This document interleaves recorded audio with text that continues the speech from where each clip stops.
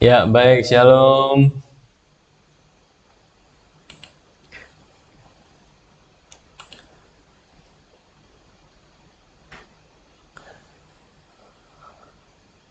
Selamat malam, Bapak Besar yang terkasih.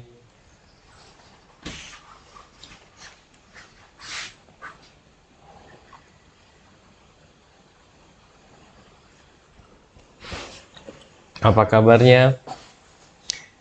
Puji Tuhan, berjumpa kembali bersama saya dalam acara Ngopi Asyik di malam hari.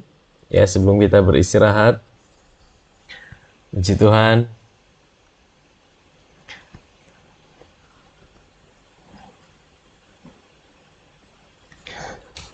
Sebelum kita memulai malam hari ini, saya ajak kita untuk sama-sama kita satu hati, kita berdoa ya.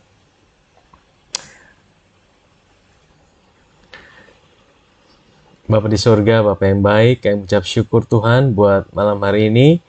Tuhan, terima kasih buat anugerah-Mu, kami masih boleh ada bersama-sama Tuhan. Kami masih boleh menikmati kebaikan Tuhan dalam hidup kami sampai dengan malam ini Tuhan. Terima kasih Abba Bapa, kami ucap syukur, kami mau sharing malam hari ini, kami percaya bahwa Engkau ada dan Engkau menyertai setiap kami, memberkati setiap kami Tuhan. Terima kasih Bapa di sorga, kami ucap syukur. Dalam nama Yesus yang berdoa. Amin, amin, amin.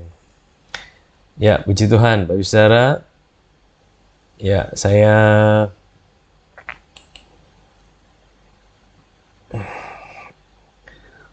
Saudara boleh ketik di kolom komentar. Saya akan menyapa dulu saudara kita yang baru bergabung malam hari ini. Ya, puji Tuhan.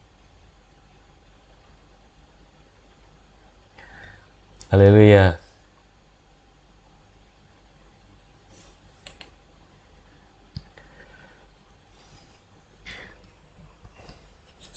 Bagaimana suaranya? Cukup jelas?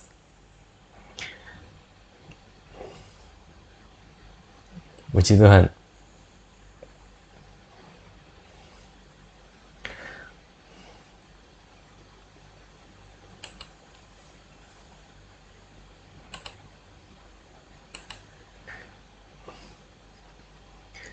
Ya.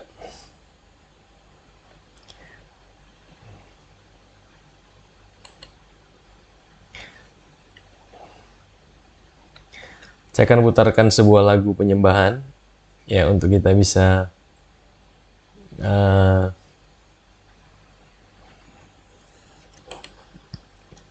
dengarkan sama-sama sebelum kita dengarkan kebenaran firman Tuhan.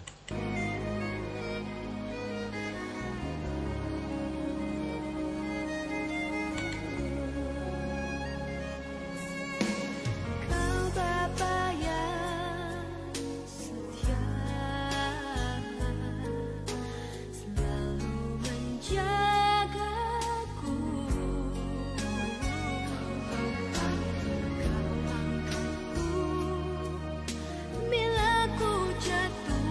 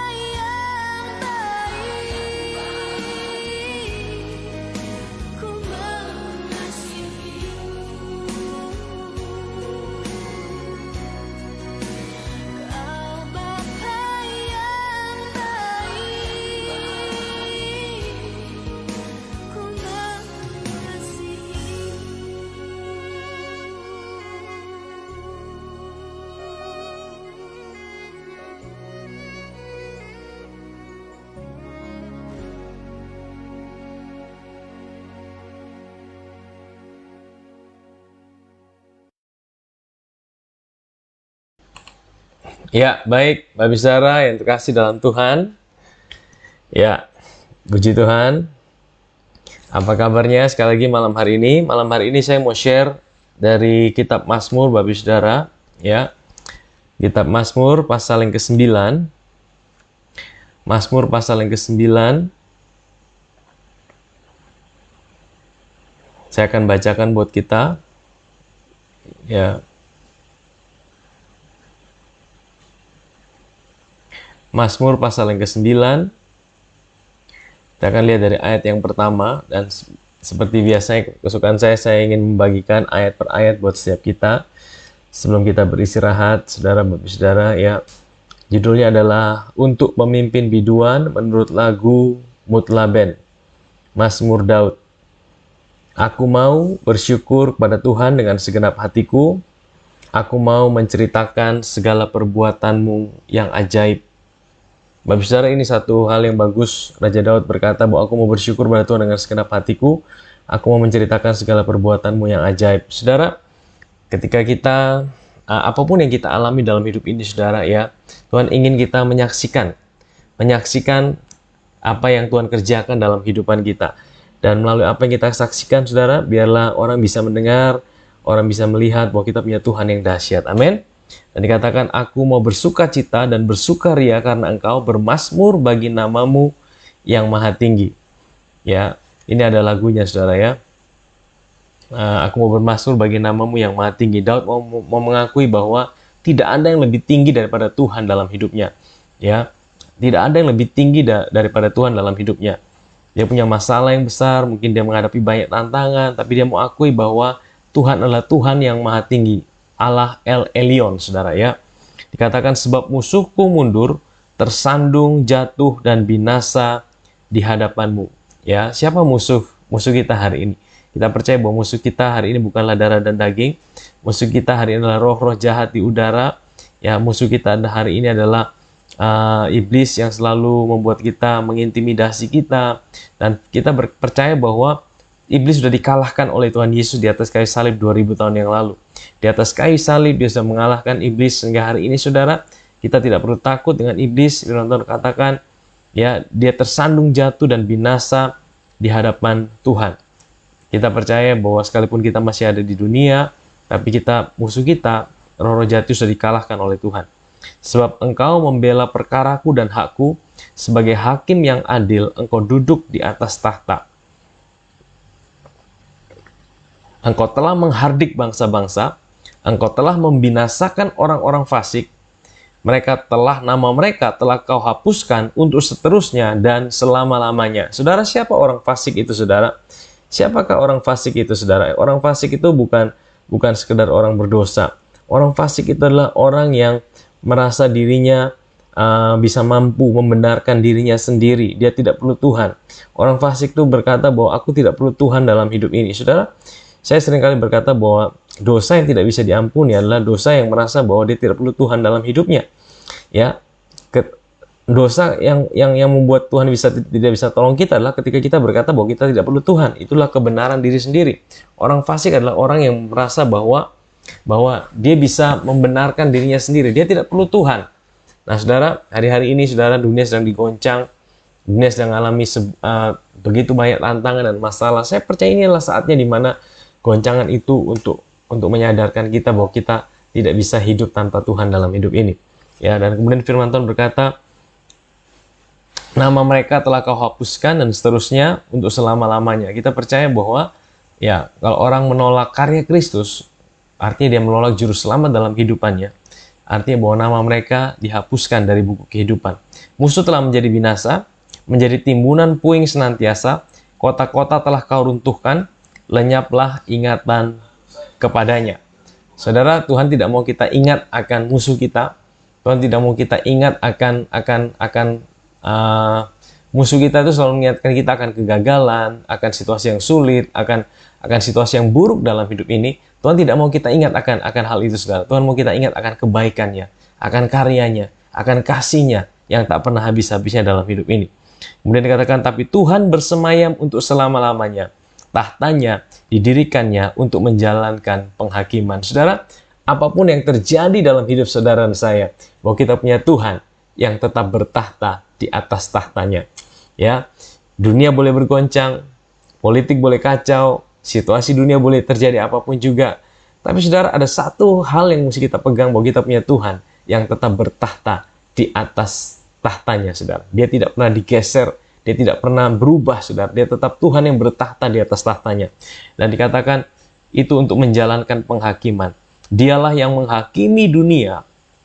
Dialah yang menghakimi dunia dengan keadilan dan mengadili bangsa-bangsa dengan kebenaran. Saya akan bacakan di dalam bahasa Inggrisnya, dikatakan ayat yang ke-8, kalau saudara perhatikan, He shall judge the world in righteousness, and he shall administer judgment for the people in uprightness. Ya, apa artinya he shall judge the world in righteousness? Saudara, dia akan menghakimi. Jadi penghakiman itu sebenarnya ada dua.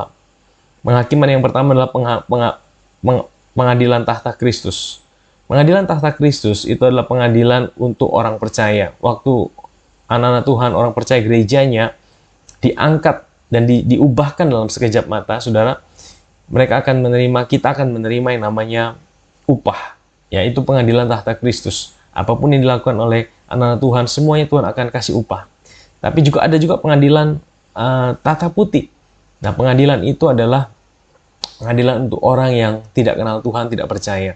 Dan di situ dikatakan orang-orang yang berusaha membenarkan dirinya dengan kekuatan sendiri. Disitulah mereka akan dihakimi sama Tuhan. Mereka akan mengalami penghakiman. Ya, makanya pada kesempatan ini juga, saudara kita adalah masa era di mana media begitu terbuka. Saya ingin memberitakan satu kabar baik. Saudara, kita tidak mungkin bisa dibenarkan dengan kekuatan kita sendiri. Kita tidak mungkin bisa membenarkan diri kita sendiri. Kita perlu seorang juru selamat, saudara. Ya, saudara, percaya pada Yesus, Dia adalah Tuhan dan juru selamat kita. Waktu kita percaya, saudara, dianugerahkan kebenarannya, righteousness-nya buat kita. Itulah keadilannya, saudara. Karena tidak ada seorang pun yang bisa benar dengan perbuatannya sendiri kalau dia tidak menerima kebenaran yang Yesus anugerahkan, saudara. Dan saudara, inilah yang perlu kita lakukan. Kita selalu menerima itu, saudara.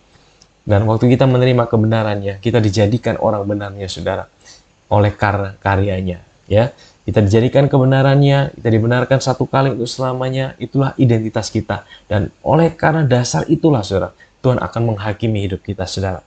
Nah, Dialah yang menghakimi dunia dengan keadilan atau righteousness-nya, dan Dia mengadili bangsa-bangsa dengan kebenarannya. Demikianlah Tuhan adalah tempat perlindungan bagi orang yang terinjak, tempat perlindungan pada waktu kesesakan. Saudara, mungkin hari-hari ini engkau sedang mencari satu perlindungan, engkau sedang mencari satu rasa aman, saudara. Ya, hari-hari ini dunia sedang kebingungan, tidak ada tempat yang aman, tidak ada situasi yang aman. Saudara, saya mau bilang bahwa pada saat-saat seperti ini, kita mesti sadar bahwa kita punya seorang pribadi yang selalu menyertai hidup kita. Dia tidak pernah tinggalkan kita. Dan Dia adalah tempat perlindungan kita. Pada saat kita datang pada Dia, ada sebuah kekuatan, ada sebuah perlindungan yang Tuhan berikan buat setiap kita. Nah, dikatakan ayat berikutnya, dikatakan orang yang mengenal namamu, percaya kepadamu, sebab tidak kau tinggalkan orang yang mencari engkau, ya Tuhan. Ini janji Tuhan buat kita. Ya, Tuhan tidak pernah tinggalkan kita. Bahkan dalam Ibrani 13 ayat 5b dikatakan, aku sekali-kali tidak akan meninggalkan engkau. Aku sekali-kali tidak akan membiarkan engkau berjalan sendirian. Saudara, ini janji Tuhan buat kita, saudara. Ya, dan dikatakan orang yang mengenal namamu percaya kepadamu, sebab tidak kau tinggalkan orang yang mengenal engkau. Nah, di dalam perjanjian baru, ada sebuah jaminan buat Tuhan, bahwa Dia tidak akan tinggalkan kita. Bahkan dalam perjanjian baru, Dia katakan bahwa Dia menjadi satu dengan kita.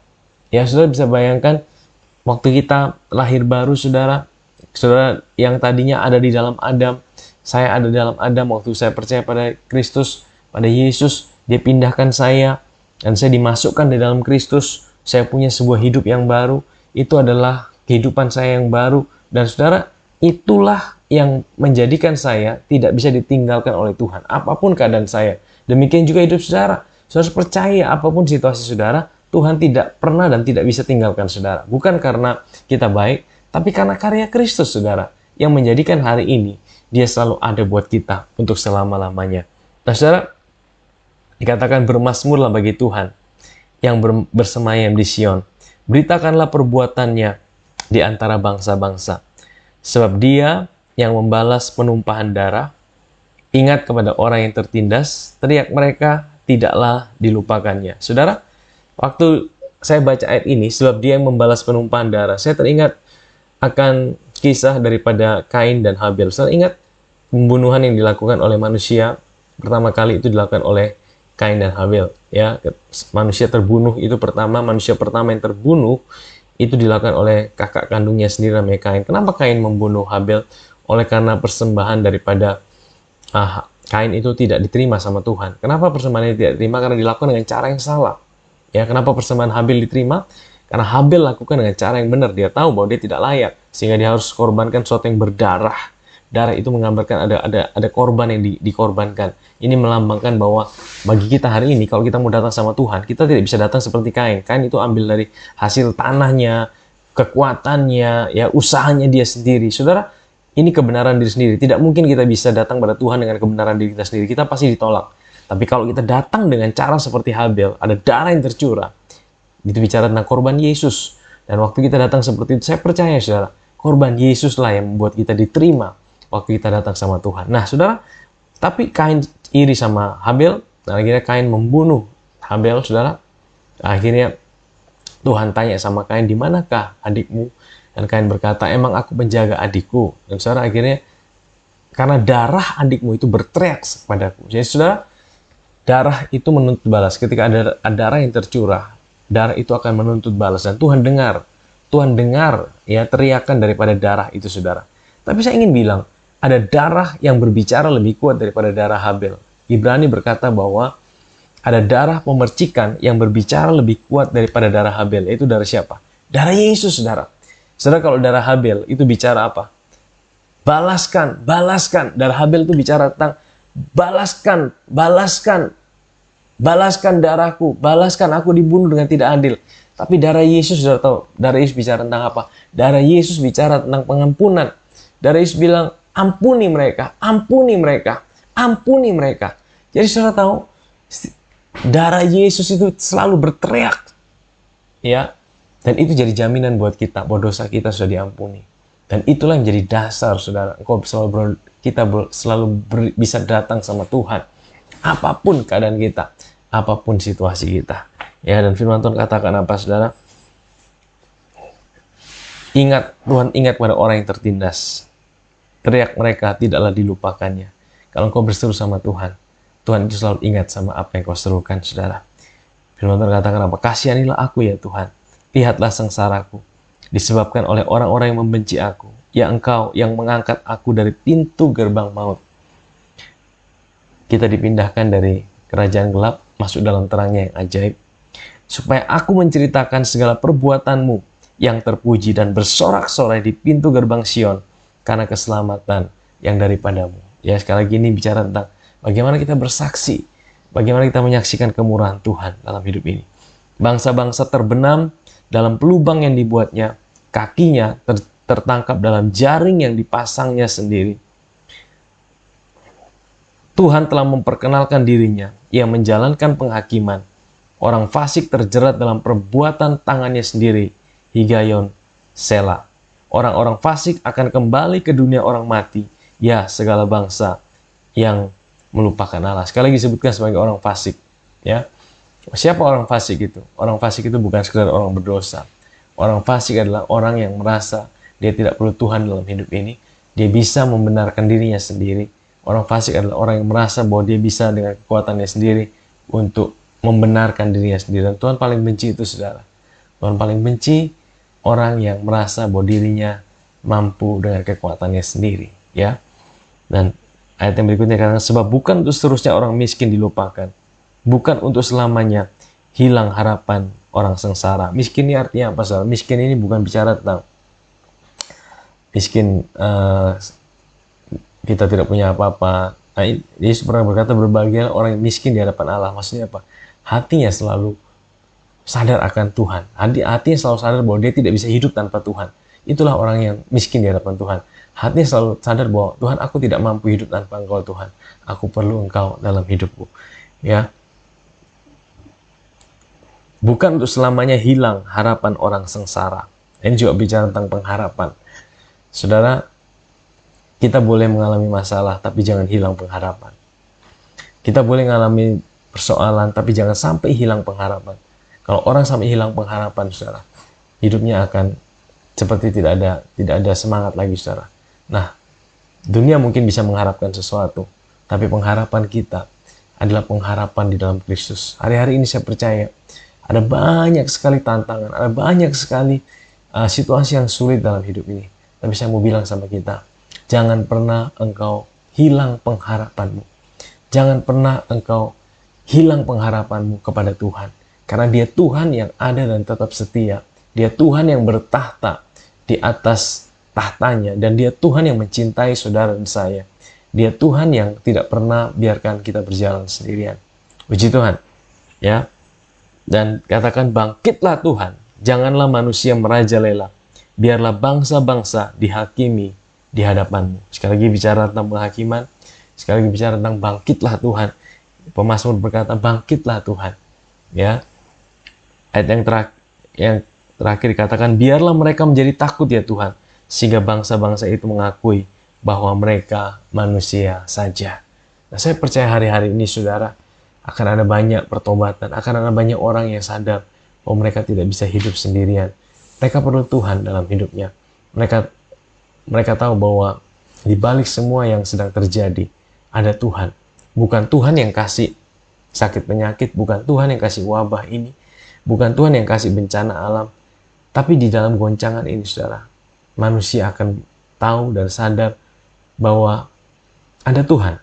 Ya, dari apa? Dari kejadian demi kejadian, kalau saudara lihat kematian demi kematian terjadi, COVID begitu banyak menelan jiwa, banyak orang akhirnya, wah kok sepertinya begitu banyak orang gampang sekali terkena sakit ini. Tapi saya percaya, saudara, di saat seperti inilah justru kita disadarkan bahwa kita punya Tuhan. Ada Tuhan yang ada di balik semua yang kita sedang terjadi. Dia Tuhan yang setia. Bapak saudara, sebelum kita beristirahat malam hari ini, izinkan saya berdoa buat saudara malam hari ini. Kalau saudara hari ini sedang sakit, saudara hari ini sedang mengalami pergumulan, ingat Mazmur tadi berkata bahwa ya dia punya Allah yang maha tinggi. Allah yang maha tinggi itu artinya apa? Allah itu di atas segala persoalan dan masalah yang ada dalam kehidupannya. Mungkin saudara merasa persoalanmu besar, mungkin saudara merasa tantangan yang kau hadapi besar, tapi percayalah, pemazmur berkata, dia punya Allah yang maha tinggi. Maha tinggi itu artinya tidak ada yang lebih tinggi daripada dia. Malam hari ini saya mau kita semua mengakui bahwa kita punya Allah yang maha tinggi. Dia lebih tinggi dari sakit penyakit kita. Dia lebih tinggi dari persoalan ekonomi kita. Dia lebih tinggi dari segala tantangan dalam hidup kita. Dia jauh lebih besar daripada setiap pergumulan kita. Dan Tuhan ingin kita menyadari bahwa kita tidak bisa hidup tanpa Dia. Kenapa Tuhan benci orang fasik? Kenapa orang fasik akan dihakimi? Kenapa orang fasik akan ngalamin penghakiman dan dibinasakan? Karena orang fasik merasa bahwa mereka tidak butuh Tuhan dalam hidupnya. Tapi kita bukan orang fasik. Kita adalah orang benar yang ditebus dengan darahnya. Kita dijadikan yang baru. Kita dijadikan anak-anaknya. Saudara selalu datang pada Tuhan, selalu sadar akan kasih-Nya, kebaikan-Nya, akan cintanya dalam hidup ini. Saudara, kalau malam hari ini saudara mau bersama-sama dengan saya berdoa, saya akan berdoa buat saudara dimanapun saudara berada. Kalau malam hari ini kau sakit, saya rindu saudara boleh taruh tangan saudara di dada, saya akan berdoa buat saudara. Malam hari ini mari kita datang pada Tuhan. Saya akan berdoa buat saudara. Bapa di sorga, Bapa yang baik, Bapa yang kami kenal, kami sembah dalam nama Tuhan kami Yesus Kristus. Malam hari ini Tuhan, sebelum kami beristirahat, kami datang, kami membawa setiap anak-anak-Mu Tuhan, yang saat ini sedang sakit. Tuhan, oleh firman-Mu berkata, oleh bilur-bilur-Mu, setiap sakit penyakit mereka sudah disembuhkan. Tuhan, kami berdoa Engkau melawat, menjamah setiap anak-anak-Mu yang sakit Tuhan saat ini. Kami percaya mujizat-Mu masih terjadi. Dan mujizat itu tanda-tanda yang membawa menunjuk kepada pribadi-Mu sendiri Tuhan. Bapa, kami juga berdoa buat setiap anak-anak-Mu yang malam hari ini datang dengan segala macam pergumulan mereka. Kami tahu Tuhan, bahwa kami tidak bisa hidup sendiri. Kami bukan orang fasik Tuhan. Kami adalah anak-anak yang Kau cintai tanpa syarat. Kami anak-anak yang Kau tebus dengan darah-Mu sendiri. Bapa, aku berdoa dalam nama Yesus. Tuhan, Engkau melawat setiap anak-anak-Mu. Tuhan, Engkau jalan keluar buat kami. Engkau pertolongan buat setiap kami. Yesus, Engkau mati buat kami, Engkau berikan hidupmu buat kami. Kami tahu selalu ada pengharapan di dalam Engkau Tuhan. Tidak pernah ada jalan buntu, selalu ada pengharapan. Bapa, aku berdoa saat ini, buat anak-anakmu yang saat ini sedang mengalami jalan buntu. Tuhan, Engkau jadi jalan keluar. Engkau jadi pertolongan. Aku berdoa buat setiap anak-anakmu Tuhan yang sedang mengalami kesulitan ekonomi. Tuhan, Engkau jamah, Engkau buka jalan. Tuhan, berikan mereka hikmat Tuhan, sehingga mereka bisa berjalan di tengah-tengah situasi yang sulit.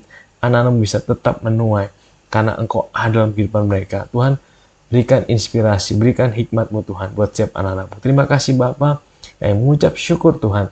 Berdoa, biarlah berkat Tuhan ada dalam kehidupan setiap kami. Berkati rumah tangga anak-anak-Mu, pekerjaan mereka Tuhan, adalah berkatan perlindungan Tuhan.